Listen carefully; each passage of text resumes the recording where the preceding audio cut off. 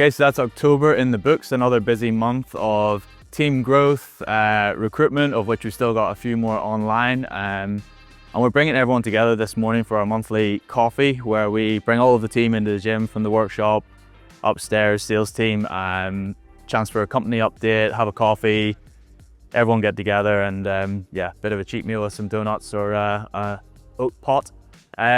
We've been out on the road again this month. We had the guys doing some events at the W3. We were over doing another ATHEX in Berlin. Install teams were everywhere from America to Copenhagen to some sites in Switzerland and then all across the UK. But we're going to show you a bunch of different facilities today.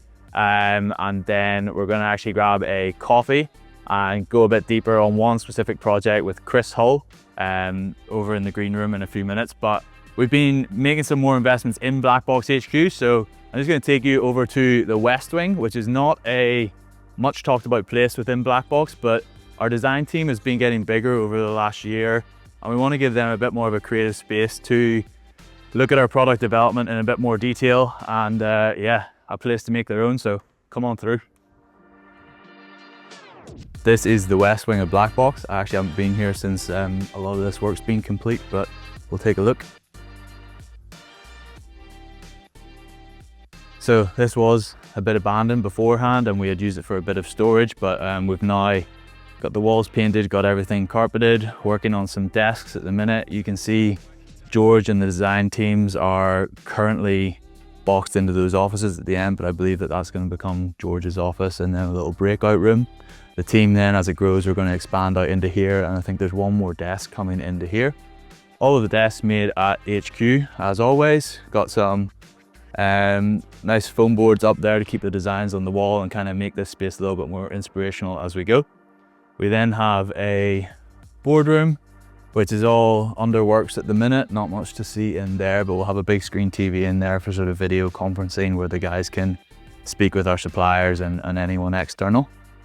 We have a little kitchenette area, which has actually had a new wall installed here, so we can't cut around there, but let me show you the best part.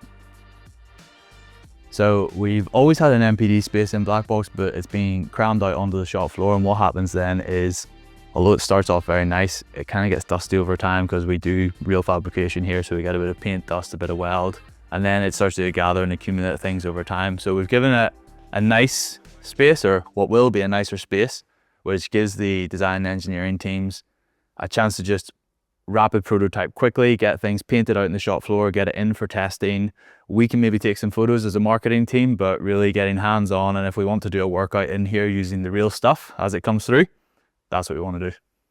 Okay, so we just finished up coffee morning with the team, and we're here in the office with Chris Hull.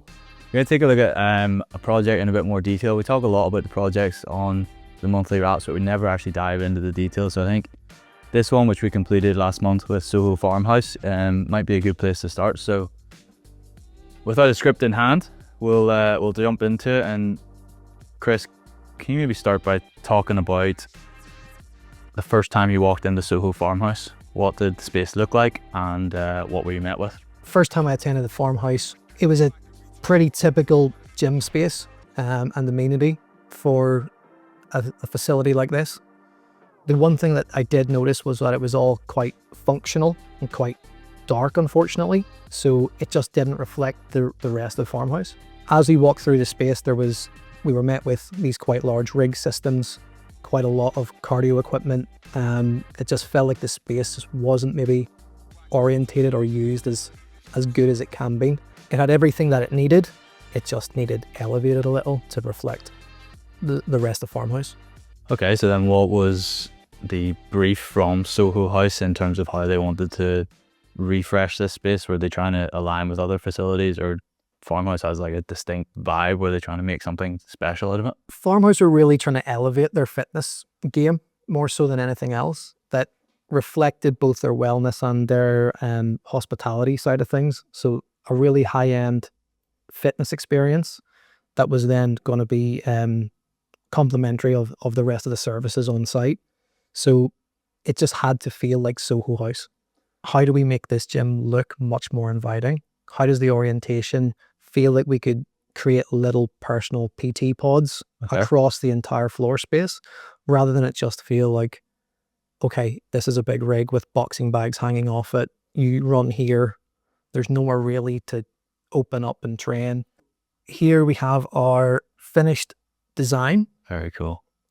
So again, keeping a lot of the existing kit in there. So we weren't trying to go in and fully take over everything, but just optimizing space, layouts, functional equipment. Nice. So yeah, that's the... You can see the integrated Smith within that and some custom branding there. Storage was massive as well, just making sure that there was loads of storage in those zones and across the board. Excellent. Well, no, I think you've done an amazing job of it, and we did post this on socials a little bit the other week and it got an amazing reception, so I think that's why we wanted to dive in. But a coffee with Chris then, jumping into Soho House. Please let us know if you like that. It's something different for us on the sort of monthly wraps, but it'd be cool to sort of show more of our projects in future. To finish then, as always, we had a Pursuit of Better video go live this month.